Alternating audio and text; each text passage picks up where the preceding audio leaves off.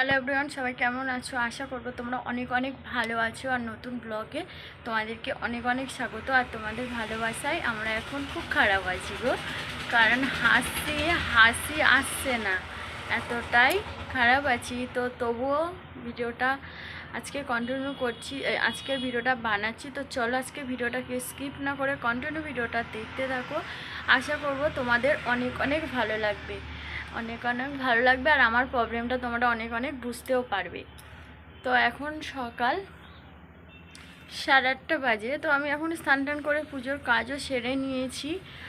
আর দিদারও প্রচণ্ড শরীর খারাপ। তো কালকের ভিডিও আমার বানানো হয়নি, তো টাইম পাইনি যে ভিডিওটা বানাবো। তো দিদার প্রচণ্ড শরীর খারাপ, বুক যন্ত্রণা হচ্ছে বলছে। তো ডক্টর আসবে এক্ষুনি। তো কী বলবে জানি না, এখনও জল পর্যন্ত কাল রাত থেকে একটু জল পর্যন্ত খাওয়াতে পারিনি। তো এখন উনি ঘুমাচ্ছে, বুকের মধ্যে একটা বালিশ দিয়ে ঘুমাচ্ছে। ডক্টরের কাছে ফোন করেছি, এখন আসবে, কি করবে জানি না। তো চলো ডক্টর কখন আসে দেখা যাক। আর এদিকে আমি আছি, আর ওই যে একটা দিদা বসে আছে, আমি আর ওই দিদা আছি। আর আমার কচিবাবু সবে ঘুম থেকে উঠেছে। দেখ কচিবাবু এখানে এই দাঁড়িয়ে আছে, ও সবেই ঘুম থেকে উঠেছে। আমি এখন স্নানের কাপড় ধোয়া হয়নি। তো চলো, আমি একটু কিছু কাজ আছে, তো ডক্টর কখন আসে দেখা যাক। তো এদিকে ডাক্তার এসেছিলো, এসে ইঞ্জেকশন দিয়ে গেছিলো, যেটা বুক যন্ত্রণা করছিলো। তো একটু কমেছে, ওই জন্য একটু ঘুমাচ্ছে। আবার ফের ডাক্তার আসবে। একটা দিদার একটু প্রবলেম হয়েছে, তো সেটা একটু তোমাদেরকে খুলে বলা যাবে না। তো সেইটাই একটু ড্রেসিং করতে আসবে, সেই কারণেই কিছু খাইয়ে দিতে হবে।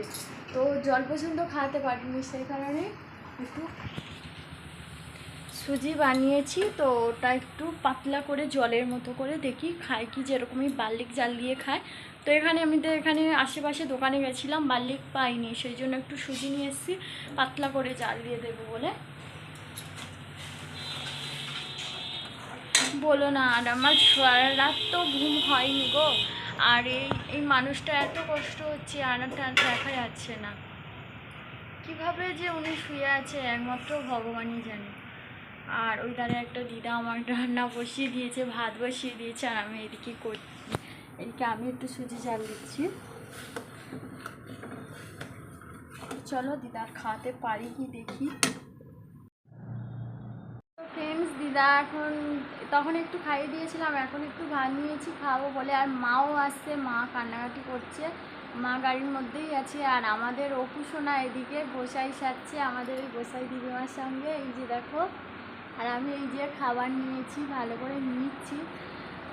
যাকে জল দিয়ে একদম পাতলা করে ঘন করে খাইয়ে দেবো, উনি তো খেতে পারবে না তুলে, সেই কারণে। আমার নোনা সাজছে দেখো। তো চলো ফাইনালি লুকটা আমি তোমাকে পুরো সাজিয়ে দিই, তারপর তোমাদেরকে দেখাচ্ছি। তার আগে তোমার দিদাকে একটু খাইয়ে দিই। তো গাইস ফাইনালি দেখো আমার বাবু সোনা কেমন হয়েছে। দেখো ভালো হয়েছে না খারাপ হয়েছে, প্লিজ কমেন্ট করে জানিও আমার বাবুকে কেমন লাগছে। আর আমার বাবু আমিকে বলেছি দাঁড়াতে, ও পোস্ট দিচ্ছে। দেখো না, তোকে একটু পোস্ট দাও, কেমন করে দেয়, লজ্জা করছে।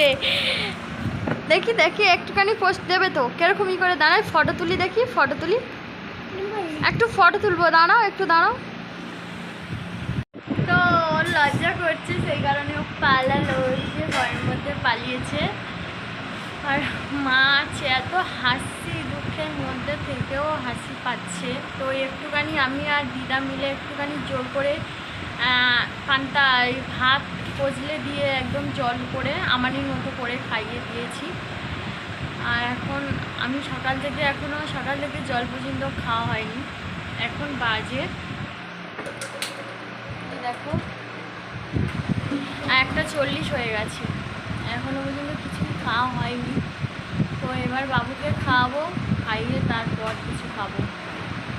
তো চলো, ফাইনালি মা এসেই কান্নাকাটি করছিল, মার মনটা ভীষণ খারাপ। তো বললাম, তো ভাত রাত খেয়ে আর মা ওই ঘরে গিয়ে একটু রেস্ট নিচ্ছে। আর আমাদের আজকের বাবু দুটো ওখানে চলে গেছে, আজকের আমি একা। এই যে এখানে শুয়ে আছি, আর ননরা মায়ের কাছে গেছে, আর আমি একটু রেস্ট নিচ্ছি। সারা রাত ঠিক মতো ঘুম হয়নি, একটু দিদার শরীর খারাপ ছিল, শোনা সবসময় শুধু বুক যন্ত্রণা করছে বলছিল, তো ওই জন্য সারা রাত ঘুম হয়নি আমার আর একটা দিদা। তো একটু ঘুমাবো, একদম ঘুমিতেই আমি চাইতে পারছি না, এত ঘুম পাচ্ছে। তো চলো একটু ঘুমিয়ে নিই। দিদা এখন ঘুমাচ্ছে, এই টাইমটা আমি যদি ঘুমিয়ে নিই তাহলে একটু ঘুমাতে পারবো, তা না হলে ঘুমাতে পারবো না। চলো একটু ঘুমিয়ে নিয়ে কথা হচ্ছে।